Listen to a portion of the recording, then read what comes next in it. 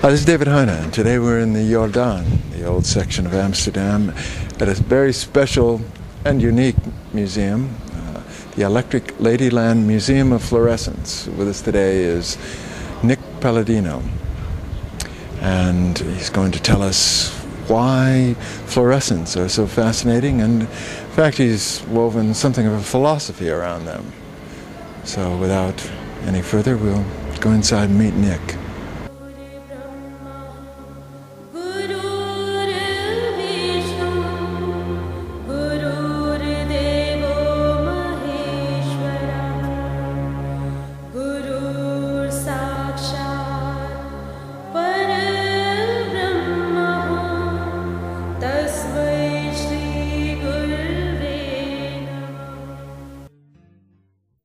Nick, could you tell me, first of all, how you got interested in fluorescence?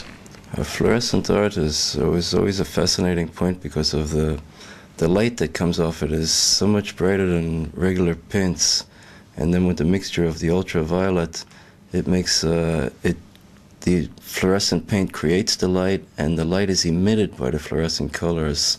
So it's much more interesting than regular colors because it's a creation of light. The pigment is going through an electron movement, and it's giving the light off. So this was always very fascinating because I was originally interested in regular acrylic colors and painting with contrasting complementary colors that were vibrating, but they weren't fluorescing.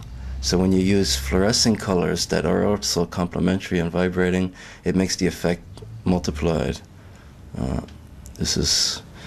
It's the main basis behind it is the vibration of colors. This is what I was interested in the 70s when I started to paint on canvas and make large murals with hard edge, with only blues and reds and oranges and greens and all complementary colors vibrating. But when you put these colors in fluorescent sense and you put a black light on, the vibration is 10 times greater. So this is it's the ultimate fascination with the colors.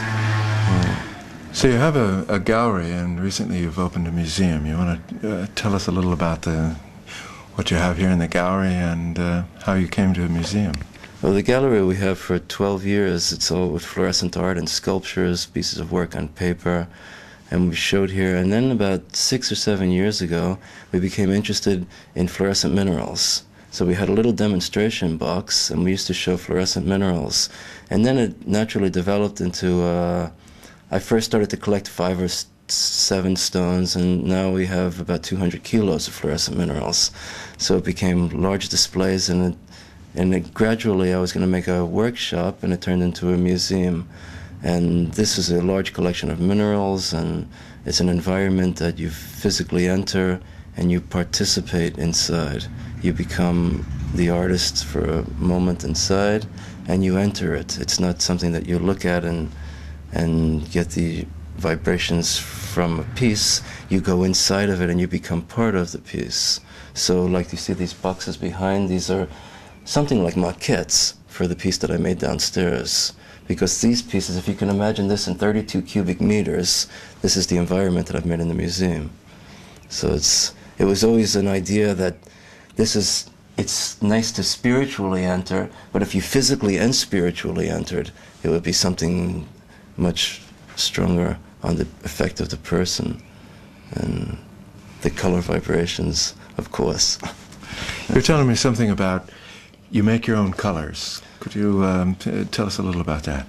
Yeah, this is a very important part with fluorescent pigments because depending on how much pigment you put inside is the brightness of the fluorescence. So I like to experiment with different mediums and acrylic gels, and I make them in an osterizer blender by hand. It takes about 1 hour to make 1 liter, but when it comes out, it's some of the strongest paint that you can get because the pigment is so super saturated inside that it's stronger than any fluorescent paint you can buy because they don't put that much pigment inside. And then you can adjust the different mediums that you use to make it more flexible or to make it harder, or that there's a lot of different effects you can do when you make it yourself that you have there's no way you can do it when you buy paint like this. And a lot of the fluorescent paint that's made is not such a high quality of standard, so it cracks and things like this. So if you want to really make fluorescent paint museum quality, you must make it yourself. Now, fluorescents are not new, are they?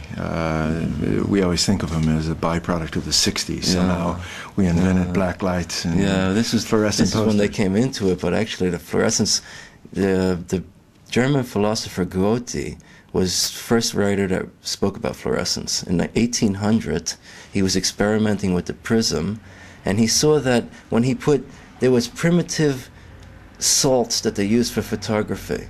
There were phosphorus, and he put some of these phosphorus outside of the visible spectrum, next to purple, next to violet, and he saw that the phosphors were glowing with light. And he didn't understand what was happening, but he's the first person that saw fluorescence, and this was already in 1800. Then in about 1853, there was an English professor, Sir George Stokes. He put a little hole in a curtain so one ray of sun could enter a darkened room, and he held up a mineral called fluorite to the ray of sunlight, and he saw that blue light was being created inside the stone and emitted from the stone. So he realized this was a different phenomena, and he called it fluorescence because the stone he was looking at was called fluorite. So we heard about it in the 60s, but this goes back hundreds of years, even when people realized there was fluorescence. It took a long time for them to be actually produce the lamps. What they were using in the early 1900s was a spark box. It was 2 bolts with 9,000 volts of electricity, something like an arc welder's lamp. When you put the electricity through it, it made a massive spark, and also in the spark was ultraviolet. So when you held a mineral underneath the spark, you saw a lot of smoke and fumes and a big spark, and you also saw a little bit of colors too.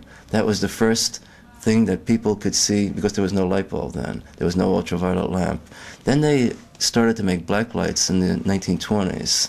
It was something like the black lights today, but it was liquid inside instead of gas. So you had to plug it in, half the bulb lit up, and you had to physically tilt the lamp so the liquid would flow down the tube, and then the whole black light would light up. It was argon inside, a gas. And in the 30s and the 40s, they developed it into the black lights we have today. So it goes back very far before the 60s, actually.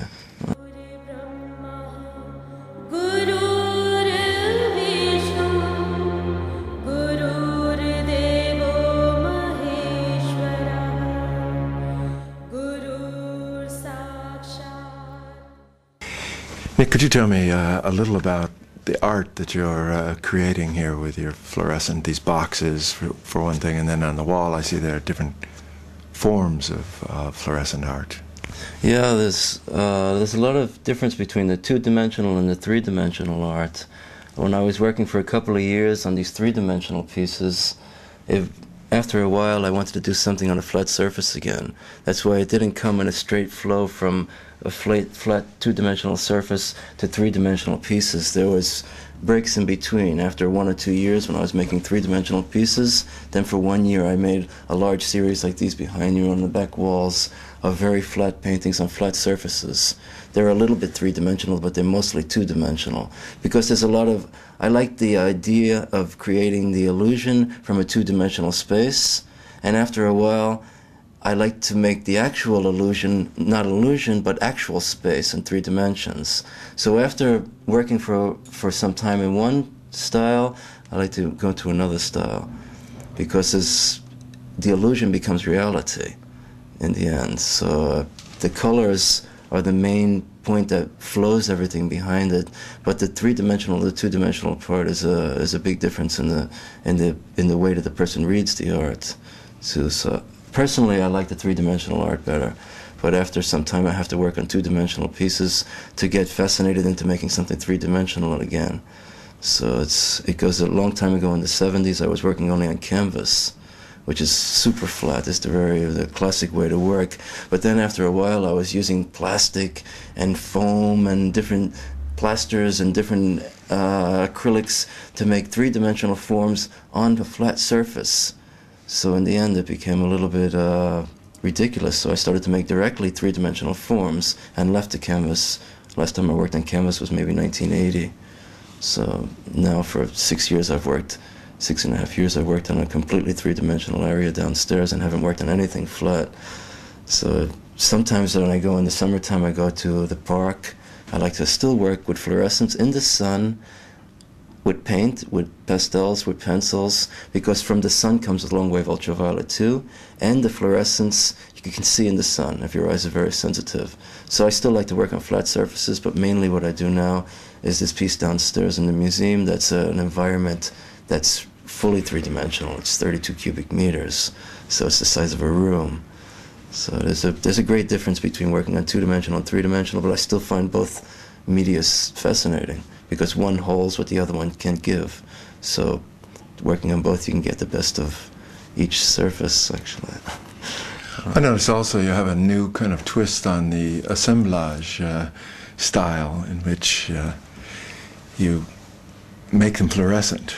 Is that also a third byproduct of your art? This was something that was inspired actually by works back from Robert Rauschenberg in the 50s when he was finding pieces on the street, and then he took it that if he found this piece on the street, it was meant for him to get. It was something that was a spiritual, like a cycle. So years ago I was making a lot of these boxes mainly with composite pieces of things I found on the street.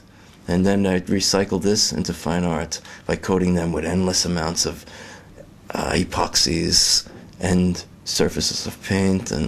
But I like to use pieces that are found also because it's something beyond your hand, something that falls into your hand and it's almost like collage. This is fascinating. I still, in some pieces, I've used pieces from bicycles and wires and things that you would never believe, Walkman pieces, and inside of some of these boxes there's this piece over here are 5 pieces of trees that come from 2 blocks from here that are wound with about 20 meters of heavy-duty wire so they can never break even after many years. So some of the forms are more fascinating when you find it and you alter it than if you try to make it from the beginning.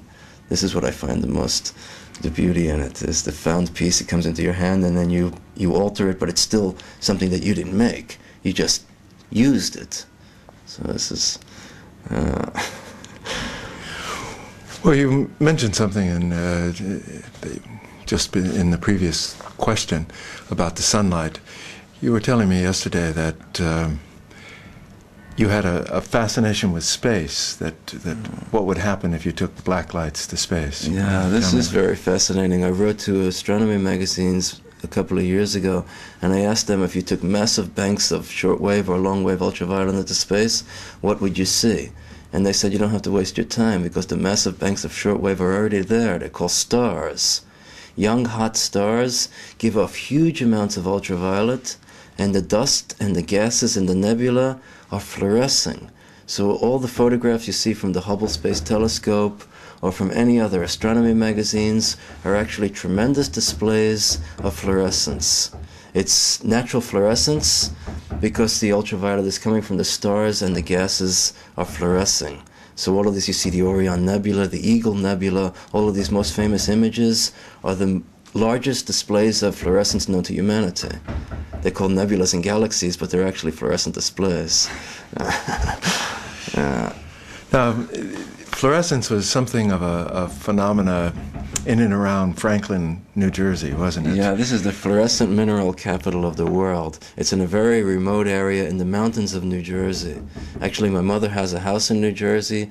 I lived in New York and New Jersey until I was 29, and I never heard of Franklin, New Jersey until I came to Amsterdam from a Dutch fluorescent mineral dealer. He told me about Franklin, New Jersey, and I was amazed. It's the most fluorescent minerals of any place on the earth come from Franklin, New Jersey. Something like 40 or 50 different minerals that are only found in Franklin, New Jersey, no other place on the earth. The strongest colors, the most variations. I have some minerals downstairs that there's 5 different fluorescent minerals and 5 different colors in one stone. And you put it in the white light and it's gray. It's colorless. So this is a very fascinating point. There's a couple other places. The most famous place in Europe for finding fluorescent minerals is in also a remote area of Sweden. It's called Långbad, where there's some mines, and there's about 20 different fluorescent minerals who come from this area too. So there's a couple of spots, but most of the fluorescent minerals come from Franklin, New Jersey. Now, there was you were showing us there was kind of a movement to use these fluorescent for advertisements and home decorations, weren't there? Yeah, and there was a couple of people some of the first people that saw the phenomena of fluorescence and wanted to use it to apply it somehow as art. They took these rocks, they crushed them with hammers, and they tweezers separated the colors into 20 shades of green, 12 shades of red, into massive amounts of little bottles.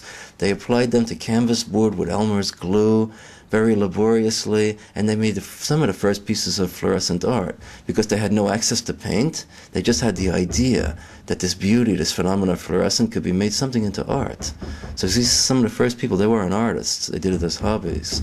I have about 10 pieces downstairs from people that also lived in this area of New Jersey, because in this area of New Jersey, I've been with fluorescent, with ultraviolet lamps, shortwave and longwave, with batteries inside, and you can go out at night and you look on the floor, and under your feet, all the rocks are red, green, and colors, fluorescing naturally with the lamps.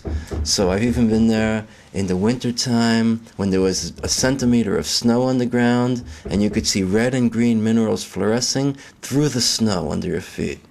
This is really fascinating. I've brought back about 200 kilos of fluorescent minerals in the last 6 years from America to Amsterdam, and most of them are downstairs in the museum.